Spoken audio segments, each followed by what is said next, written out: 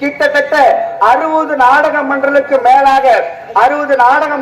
மேலாக ஆரணி மகரத்தில் சென்ற இடத்தெல்லாம் சிறப்பான என்ற பெயர் என்று நம்பி வந்தோர்கள் 4 முறை தீர்ப்பு என்பார்கள். அப்படி தம்மை நாடி வந்தவர்களுக்கு எந்த விதமான இல்லை என்று சொல்லாமல் நாடக கலைஞர்களையும் நாடக கலையையும் வாழ வைத்துக் கொண்டிருக்கும் தெய்வ திரு சிவா அவருடைய வளர்ப்பு மகனாக திகழக்கூடிய டாக்டர் டி ஆனந்தன் அவர்களை தங்கள் சார்பாக இந்த புனிதமான மேல கௌரவமாக வரவேற்கிறோம் என்று வணக்கம்.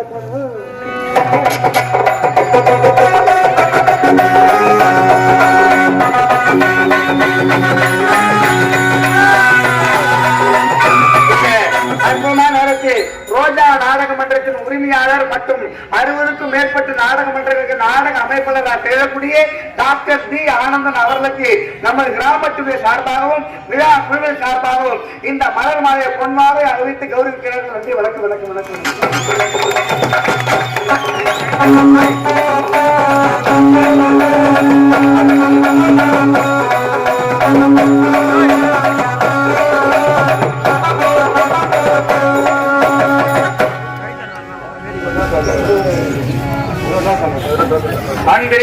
பண்பிற்கும் பாசத்துக்குரிய நமது மணிகார் கொட்டா கிராம பொதுமக்களுக்கும் மற்றும் சுற்றி வந்த அனைத்து தாய் உள்ளங்களுக்கும் நமது மணிகார் கொட்டா கிராம பொதுமக்கள் சார்பாகவும் எங்கள் ஆரணி ரோஜா நாடாளுமன்றத்தை சார்பாக வருகை என வரவேற்கின்றோம்.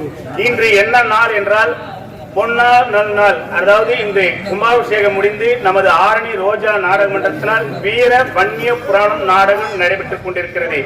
மணிகர் கொட்டா மட்டுமல்ல, இந்த நாடகத்தை பார்க்க வந்து கொண்டிருக்கும் அனைத்து கிராம பொதுமக்களுக்கு உள்ள மன கஷ்டம், குடும்ப கஷ்டம், தொழில் இல்லாதவர்களுக்கு, பிள்ளை இல்லாதவர்களுக்கு இந்த மண்ணில இந்த நிமிடத்திலிருந்து வன்னிய புராண நெருப்புல வன்னியர் நெருப்புல இறங்கினதுக்கு அப்புறம் அவருடைய ஆசீர்வாதம் பெறும் அனைவருக்குமே கஷ்டத்தை இன்றோடு முடிவுக்கு வருகிறது. ஏனென்றால் நாங்க ரோஜா நாடக மன்றத்துல 54 கதைகள் ஆடுறோம். எல்லா கதையுமே பாத்தீங்கன்னா ஒரு குடும்பத்துல நாவல்ஸுக்கு ஆடுவோம், புராண கதை, பக்தி கதை, எல்லா கதையும் ஆடுவோம். 100ல ஒரு ஆட்டம், கோடியில ஒரு ஆட்டம். அந்த மண்ணுக்கு அந்த அமைப்பு இருந்தால் மட்டும்தான் வீர வன்னிய புராண நாடகத்தை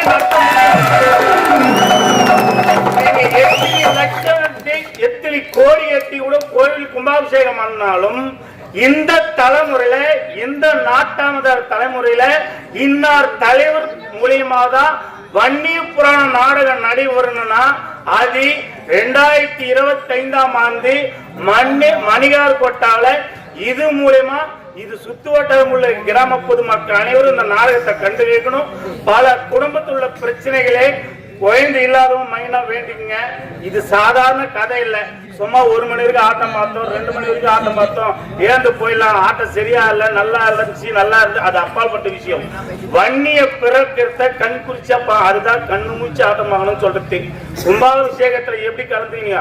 இன்னைக்கு காலை ஒரு கும்பாபிஷேகம் இல்ல, 100 கோயில் கும்பாபிஷேகம் தண்ணி பட்டா எப்படி இருக்குமோ அதே போல் நம் மண்ணின் மைந்தல் உடல் ரத்த ரீதியா இருக்கக்கூடிய வன்னியின் பிறப்பை நீங்க கண்டிப்பா பார்த்தே ஆகணும். அந்த வன்னியின் பிறப்பை பார்த்தால் மட்டும்தான் இதுல ஜாதி மதமே இல்லை. வன்னி பிறப்பை பார்க்க அனைவருக்குமே குடும்ப பிரச்சனை கண்டிப்பா தீரும். ஏனென்றா ரோஜா நாடகமன்றம் கிட்டத்தட்ட வருஷத்துக்கு 300 ராத்திரி போகுது. ஏதோ ஒருவன் போவேன், அவ்வளவுதான். நானே இன்னைக்கு மேடைக்கு வந்ததுக்கு காரணம்னா வன்னியோட ஆசீர்வாதத்திலும் நம்ம கிராமத்தாவுடைய அருளாலும் நமது குலதெய்வத்தாலும் நம் கஷ்டத்தை நீங்கி எதிர்காலம் நல்லா இருக்கணும், பொன்னான வாழ்வு அமைனு அனைவரும் மனதார வேண்டிக் கொண்டு இந்த நாடகத்தை பாருங்க. தயவு செய்து வன்னிய புராணத்துல சிறு குறைகள் இருந்தாலும் உங்க வாயால அதை குறை சொல்லிடாதீங்க. ஏன்னு கேட்டீங்கன்னா, அதாவது நம்ம குலதெய்வம் சொல்லுவாங்க, குலதெய்வத்தை நம்ம சபிச்சா குலநாசம் பேர் வரும். அதே போல வன்னி நாடகத்துல ஏதோ எங்களால முடிஞ்ச அளவுக்கு நாங்க கற்பனை கேட்டாலும் நடத்துறோம். அதுல குறை இருந்தா கூட மனசார நினைச்சீங்க, ஆனா அடுத்து கூட குறையா சொல்லாதீங்க. ஏன்னு கேட்டா உங்க கஷ்டத்தை தீர்க்கதான் நீங்க ஆட்டத்தை பாக்குறீங்க. அதை அடுத்து கூட குறை சொல்லக்கூடாது. ஏன்னா மனசார நல்லா இருந்துச்சா நல்லா இருந்துச்சுப்பா, அவ்வளவுதான். ஏன்னு கேட்டீங்கன்னா யாராலும் முழுசா நடத்தி கொடுக்க முடியாது. ஆனா ரோஜா நாடக மன்றத்தின் மூலியமா உங்களுக்கு சிறப்பான கதையை நாங்க நடத்தி கொடுக்க முன்ன வந்திருக்கிறோம். இதுல ரோஜா நாடக மன்றத்தில் இல்லாம நம்ம ஊருக்காக 3 நடிகளை எக்ஸ்ட்ரா வந்துடும். அதாவது முறையா ஐயர் மந்திரத்தை சொல்லணும். சில கம்பெனில பாத்தீங்கன்னா வன்னி புராணம் நார்மலா ஆட்டு போயிடும். ஆனா இங்க உட்கார்ந்து மக்கள் சிறு குழந்தை பெரியோர்கள் வைக்கும் மன கஷ்டம் தீரணும், குடும்ப கஷ்டம் தீரணும்.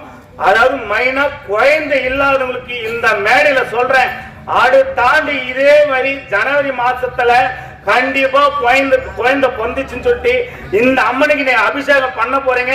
ரோஜா நாடக மன்றத்தை வைக்கணும்னு அனைவருமே பிரார்த்தனை பண்ணீங்க. குழந்தை இல்லாதவங்க கண்டிப்பா குழந்தை பொந்துச்சுன்னா இந்த திருவிழாவை நீங்களே எடுத்து நடத்தணும். அதுக்கு ரோஜா நாடக மன்றம் மீண்டும் கண்டிப்பா வந்து ஆடும். ஏன்னு கேட்டீங்கன்னா சேத்பட்டுல போன வருஷம் இதே மாதிரிதான் நெடுங்குணம் பக்கத்துல ஒரு ஊர்ல வயலூர்ல ஆடணும் வன்னி புராணம்.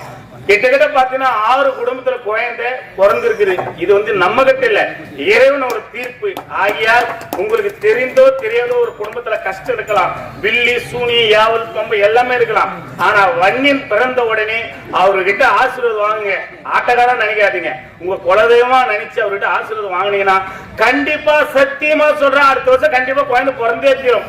நீங்க எத்தனை ஹாஸ்பிட்டல் போயிருக்கலாம், எத்தனை கோயிலுக்குள்ள போயிருக்கலாம். ஆனா நான் தான் ஆரம்பத்துல சொன்னேன், கோடியில ஒரு தடவை, லட்சத்துல ஒரு தடவை இந்த மண்ணுல தான் வன்னி புராணம் நாடகம் நடைபெறும். 2025 ஜனவரி மாசம் எழுதி வச்சிருக்குது. நீங்க எவ்வளவு பெரிய ஊர்லாம் பார்த்திருப்பீங்க, எவ்வளவு நாடகம் வச்சிருக்கா, ரோஜா நாடகம் ஆடிருக்கலாம். ஆனா வன்னி புராணம் அமைப்பு நம்ம மணிகர் கொண்டாங்க கிடைச்சிக்கிட்டனா அது இறைவனோட அருள் பிரசாதம் தான். அவருடைய ஆசீர்வாதம் இருந்தாதான் இந்த கதையை நடத்த முடியும். இதுக்கே பல துன்பங்கள் அனுபவிச்சிருப்பாங்க முன்னணி நாட்டாமதார்கள். ஏன்னா அவ்வளவு சாதாரண கதையில வன்னி புராணம் இருக்கு. ஆகையால் மக்களாக நீங்கள் இந்த கதையை முழுமையா பாருங்க. உங்க மன கஷ்டத்தை இறைவன்கிட்ட சொல்லுங்க. நண்பர்கிட்ட சொல்லியும் குறை தீரல, அதாவது எந்த கோயில்களெல்லாம் போன அந்த குறை தீரல. ஆனா வன்னி புராணம் பார்க்கறதுக்கு மணிகாப்பட்ட மண்ணுல இருந்து உட்கார்ந்துப்பார், அப்பவே உங்க கஷ்டங்கள் குறைய ஆரம்பிச்சிச்சு.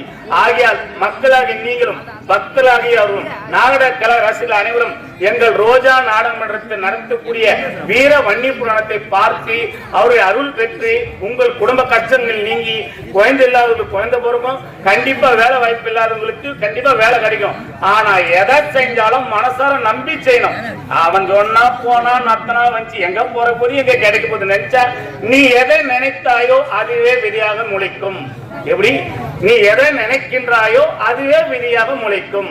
நமக்கு புள்ள பிறகுன்னு நினைச்சா கண்டிப்பா புள்ள பிறகும், வேலை கண்டிப்பா கிடைக்கும் நினைச்சா கண்டிப்பா கிடைக்கும், குடும்பம் நல்லா இருக்கும், ஒற்றுமையா இருக்கும், அண்ணன் தம்பி குடும்பம் நல்லா இருக்கணும், கட்டம் மனைவி கணவன் ஒற்றுமையா இருக்கணும்னு நினைத்தால் கண்டிப்பாக நடக்கும். இத 100ல் ஒருத்தர், லட்சத்துல ஒருத்தர், யாராவது ஒருத்தர் இந்த நாடகத்தை பார்த்து எண்ணி 48வது நாள்ல உங்க நாட்டாமர்கிட்ட சொல்லுங்க, ரோஜா கம்பெனி ஓனர் ஆனந்த் சொன்னதை போலவே என் குடும்பம் நல்லா இருக்குதுப்பா, என் மனைவி கரு தெளிச்சிருக்கிறா, என் முள்ளிகை வேலை கிடைச்சிச்சு, சந்தோஷமா இருந்து கண்டிப்பா சொல்ல போறீங்க. இதே மண்டலாபிஷேகம் நடத்தி என்கிட்ட வர போறாங்க. அதற்குள்ளாக கண்டிப்பா நல்லது நடக்கும். மனசார நம்புங்க, நம்பிக்கைதான் வாழ்க்கை. இறைவன் எங்கேயும் இல்ல, நம்ம கோயிலா கட்டிருக்க சரிக்குள்ள இல்ல. அதாவது இங்கிருந்து திருநள்ளாறு போறோம், திருப்பதி போறோம், எங்கேயும் இல்ல, தனக்குள் தான் இறைவன் இருக்கின்றான். எங்க இருக்கிறான்? தனக்குள்ளதான் உயிர் மூச்சா உடலா இருப்பவன் இறைவன். அந்த இறைவன் கிட்ட நீ எதை நினைக்கின்றாயோ பரிசுத்தமா நினை. 10 நிமிடம் கடவுளை வணங்கினால் போதும். இன்னைக்குள்ள விரதம் இருக்கணும், நாங்க நாக்கு குத்திரோம் மூக்கு குத்திரோம் நெருப்பு மெறிகிறதெல்லாம் இல்ல. அதாவது அவங்க மன கற்பனைக்காக சேர்த்து எவன் ஒருவன் தூய்மையாக இருக்கின்றானோ அவனுக்கு இறைவன் கண்டிப்பா கிடைக்கும். அது தனக்குள்ள இருக்கின்ற மனச்சாட்சிதான் இறைவன். நம்ம காளியம்மாவோ பெருமாளோ இல்ல பகவான் எப்படி வேணாலும் ஏற்றுக்கொள்ள, ஈசனா கூட. ஆனா இறைவன் என்பவன் காற்றா இருக்கும், உயிர் மூச்சா இருக்கின்றான் இறைவன். இறைவனை வழிபடுங்க. மனசார அடுத்தவங்களுக்கு கெடுதல் நினைக்காதீங்க. தனக்கு அதாவது தன்னால் முடிஞ்சா அடுத்தவங்களுக்கு தானம் செய்யுங்க, ஆனா பிறருக்கு கெடுதல் செய்யாதீங்க. மனசார நீங்க எதை நினைக்கின்றாயோ அது இந்த மேடையிலிருந்து சொல்றேன். அடுத்த ஆண்டுக்குள்ள 48வது நாள்ல இந்த வன்னி புராணம் நாட முடிந்து இந்த 40 மண்டலாபிஷேகத்துல நாடகம் நடையதான் போகுது. அது ரோஜா நாடகம் கிடைச்சாலும் சரி, மற்ற நாடகம் கிடைச்சாலும் சரி, யாராவது ஒருத்தர் மன பரிசுத்தமா நினைச்சது நடந்துச்சுங்க. தம்பி ஆனந்த் சொன்னது போல என் குடும்பம் நல்லா இருக்குது, என் மகள் கருவுட்டு இருக்கா, மருமக கருவுட்டு இருக்கா, என் முள்ளைக்கு வேலை கிடைச்சு கண்டிப்பா சொல்லுவீங்க. அச்சு சொல்றேன், இந்த அம்மனுக்கு பவர் இது. இது சார் நான் சொல்றது கோயில் பத்தி சொல்ல, இந்த அம்மனோட கிராம தேவதை சொல்லுங்க. சொல்றேன், விநாயகர் பத்தி சொல்ல மாட்டேன்னா. இந்த மண்ணோட மகிமை கிராமதி அருளால நம்ம விநாயகர் கோயில் கிட்டத்தட்ட பாத்தீங்கன்னா ஒரு 17 வருஷத்துக்கு முன்ன இந்த மண்ணுக்கு பவர்னு சொன்ன காரணம் இப்ப அவர் சொல்ற விநாயகர் இப்ப அதான் சொல்ல வந்தேன். இதே விநாயகர் கோயில் ஆலயத்துல அப்ப வந்து சின்ன கோயிலா இருந்துச்சு, மைண்ட் ரோட்ல கொட்டா போட்டாங்க.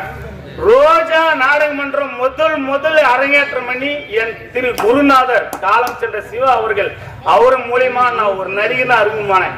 ரோஜா நாடக மன்றம் கண்ணமன வட்டாரத்திலே ஃபர்ஸ்ட் மணிகர் கொட்டா தான் 4750 ரூபாய். நீங்க அப்போ பெரிய ஒருத்தர் இறந்துட்டார், காலம் செஞ்சார், உண்மைங்களா?